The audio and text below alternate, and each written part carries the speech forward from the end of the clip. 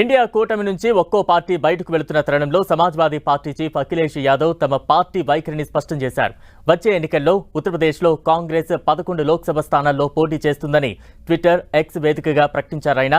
Samajwadi party India కూటమిలోనే కొనసాగుతుందని, వారితో స్నేహపూర్వక పోటీలో భాగంగా 11 బలమైన స్థానాల్లో కాంగ్రెస్ పోటీ చేయనున్నట్లు పేర్కొన్నారు అఖిలేష్ యాదవ్. అయితే అఖిలేష్ ట్వీట్ పై కాంగ్రెస్ స్పందించింది. యూపీ సీట్ల పంపకాలపై అఖిలేష్ యాదవ్, అశోక్ గెహ్లాట్ మధ్య చర్చలు పూర్తయిన తర్వాతే క్లారిటీ వస్తుందని ప్రకటించారు కాంగ్రెస్ సీనియర్ నేత జైరాం రమేష్. మరోవైపు సీట్ల పంపకాలు పూర్తయినట్లు తమకు సమాచారం లేదని, అది కాంగ్రెస్ సెంట్రల్ కమిటీ చూసుకుంటుందని యూపీ కాంగ్రెస్ అధ్యక్షుడు అజయ్ రాయ్ సైతం వ్యాఖ్యానించారు.